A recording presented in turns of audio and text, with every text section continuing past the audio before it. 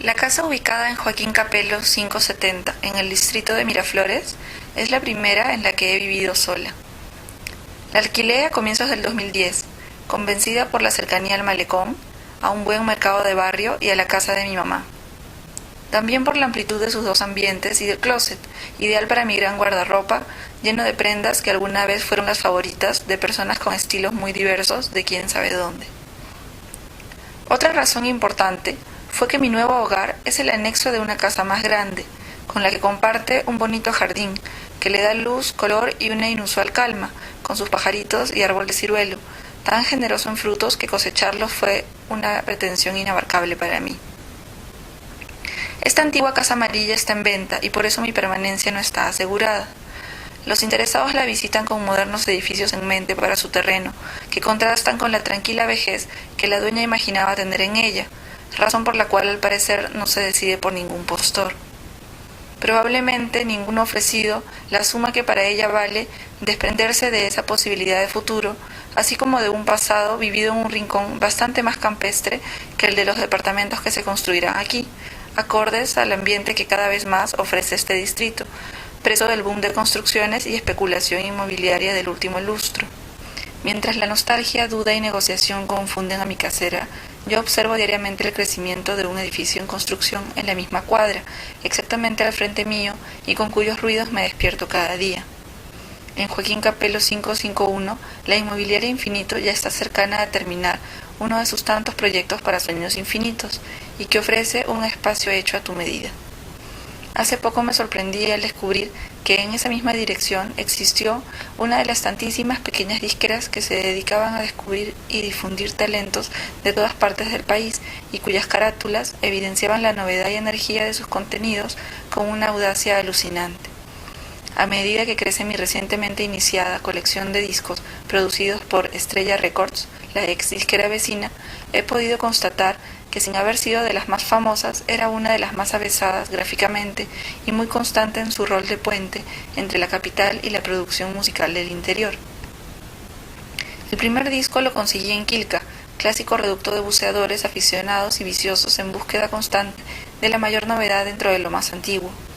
La carátula fue un cañonazo a la retina, una combinación destellante de elementos en relaciones de espacio y color de una desfachatez y espontaneidad envidiables. La mayor sorpresa vino al ver la dirección de elaboración del disco y al tratar de imaginar mi nuevo barrio hace 30 años y a quienes lo grabaron, diseñaron y distribuyeron.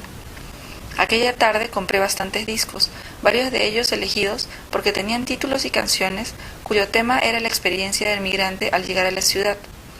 Las calles de Lima, el Cerro San Cristóbal, el Provinciano, son algunas de las frases que evidenciaban una traducción casi inmediata a nivel musical de lo que sus productores y consumidores estaban viviendo en esa época. No tenía muy claro aún por qué compraba esos discos, aunque intuyo razones que tienen que ver con un interés en tratar de comprender los procesos por los que ha ido pasando esta ciudad para convertirse en el agresivo, colorido y ansioso monstruo policéfalo que es hoy. La reciente y cada vez mayor teorización acerca de las manifestaciones y consecuencias de este fenómeno migratorio no parece tener aún la amplitud de mirada ni el arrojo que los mismos recién llegados a la capital demostraban en sus descripciones y aproximaciones a la ciudad, bastante críticas y concretas en sus historias de asombro, decepción y adaptación al nuevo entorno. Los ritmos utilizados para narrarlas, la cumbia, la chicha, el huayno, aunque popularizados en los últimos años de manera obscena y oportunista, ya sea por políticos hipócritas o por implacables campañas publicitarias, eran vetados en la época en que yo nací y casi durante toda mi infancia y pubertad por gran parte de la población capitalina. En ese entonces era imposible imaginarlos abriéndose paso como lo hacen ahora, cual huaico arrollador que invade los medios de transporte público, de comunicación y las paredes de las calles, pues eran censurados incluso por los niños ignorantes y prejuiciosos que crecimos en la década del 80, ávidos de todo lo proveniente de Estados Unidos. Testimonio de eso son incluso los slams que guardó el colegio, donde a la pregunta ¿qué música escuchas? Era habitual responder con cualquiera menos chicha.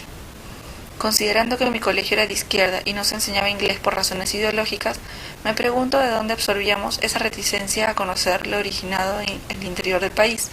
y más aún cómo era vivida en colegios despolitizados o con alumnos que sí podían irse de vacaciones a Miami. Pensando en eso, recordaba una vez que mi prima Gloria, que vivía en la chacra de San Rafael, en Casma, me preguntó por mis gustos musicales de niña de 9 o 10 años. Mi orgullosa respuesta, a mí me gusta el rock, y mi desenfrenado y descoordinado baile generaron una tierna y condescendiente burla de su parte, pues ella se deleitaba diariamente con Antaguara del grupo Maravilla, o con los hits del Cuarteto Universal, cuyo nombre coreado por sus integrantes resuena en mí como un profundo eco perdido en algún lugar del inconsciente, al que me he ido acercando con el paso del tiempo. Al continuo incremento de la curiosidad y admiración que me generan estos grupos, lo acompaña una entrañable sensación de familiaridad, al ser la música con la que sin darme cuenta o sin querer hacerlo crecí, de alguna manera, pues era la música que se oía en el entorno familiar de mi papá, conformado en su mayoría por provincianos. Hace poco murió la mamá de Gloria, prima en realidad de cariño, pues su mamá Yola y mi tía Clarita habían sido llevadas de niñas por mi abuela Rosa a vivir con ella por ser una alternativa más prometedora de la que tenían en su lugar de origen, Colcabamba, en la sierra de Ancash. Siendo chicas ayudaban en el campo y a criar a mi papá y su hermana, últimos de un total de 10 hermanos, mitad del padre japonés y mitad de la madre ancashina. El entierro fue en la chacra, a la que no voy desde hace casi 3 años, pero en la que me han contado que ya hay luz eléctrica y que la única escuela tiene una nueva aula. Mi tía Clarita nos relató el largo trecho a pie que hicieron camino al cementerio y la sorpresa que le causó la gran cantidad de pequeños niños que acompañaban la comparsa, pululando alrededor, casi como un enjambre. Es que ahí son evangélicos, recordó. Esa tarde los mayores detalles los dedicó a contar el estado de la casa que todos conocemos, pero donde ella y mi papá vivieron muchos años. Años que se notan en las conversaciones de sobremesa, donde hay un punto en el que quienes no crecimos ahí no podemos encontrarnos. Con una suavidad como la de la mazamorra de calabaza o de la crema de habas que nos invitó ese día, la tía Clarita iba describiendo el triste estado de la huerta que Yola y posteriormente Gloria, antes de decidirse a venir a Lima a mediados de los 90, supieron cuidar permanentemente.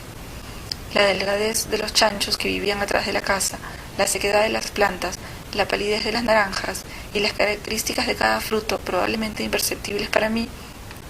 eran mencionadas una a una, como en una letanía de resignada despedida a una forma de ser de las cosas que ya no volvería, pues quienes podían hacer que fueran así ya no estaban ahí para hacerlo. El papá y los hermanos de Gloria tienen suficiente con el trabajo en la chacra y la necesidad de garantizar el alimento para sus familias como para dedicarse a cuidar más árboles o a cocinar como Yola lo hacía, de la manera en que toma más tiempo y el cuy queda más impregnado de sabor. Esa forma de hablar de mi tía siempre me hizo recordar los viajes a solas con mi papá, cuando estaba prohibida de dormirme, pues como copilota era la encargada de cambiar de lado los cassettes que hacían ameno el recorrido de 6 horas por la costa desértica hacia Casma. Mis preferidos eran Héctor Lavoe, Willy Colón, Ismael Rivera y las cumbias colombianas, pues eran divertidos de escuchar y cantar. Pero mi papá tenía especial predilección por Simón Díaz, a quien yo solo identificaba como el compositor de Caballo Viejo. Mucho después, al recuperar el cassette que escuchábamos en esos viajes, y luego al escucharlo repetidamente en CD, cantaba casi sin darme cuenta sus canciones, instaladas en mi mente como de contrabando junto a la pollera colorada o al negro bembón. Pensando en mi tía Clarita y en mi tía Yola, caí en cuenta a lo que se refería mi papá en esos viajes, cuando trataba de explicarme su gusto por Simón.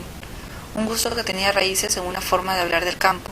un amor llano contado sin prisas, con un ritmo letargado al que no sabía cómo conectarme de niña y con palabras que desconocía entonces por describir plantas y frutos como pomarrosa o bucares, o formas específicas y distintas de amar la vida y el entorno como querencia.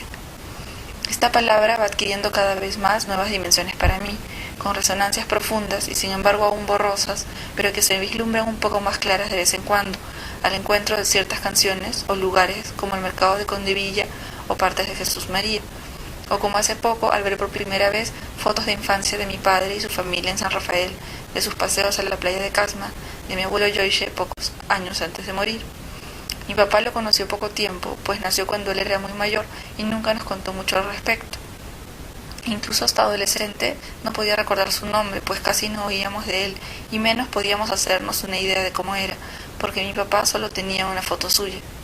La única imagen de papá de niño con la que crecimos se vio acompañada de pronto por muchas nuevas, cuando Clarita desenterró un par de álbumes que vimos todos juntos después de almorzar. Familiares lejanos y reconocibles, tías jóvenes con bonitos vestidos que ellas mismas se hacían, fondos de paisajes rurales, primos que me vieron crecer y a cuyos hijos no sé si conoceré, pues han nacido en Japón. Sus padres, adolescentes que escuchaban chicha y salsa durante el primer gobierno de García, decidieron no vivir su adultez con Fujimori, así que emigraron y no parecen pensar en volver. Más fotos: mi abuela Rosa casi no sonríe, Fabián trabajando en la chacra, yo con mi polo de Mickey. La infancia de mi papá me recuerda a Becerrito, tonada del cabrestero y romance en la lejanía.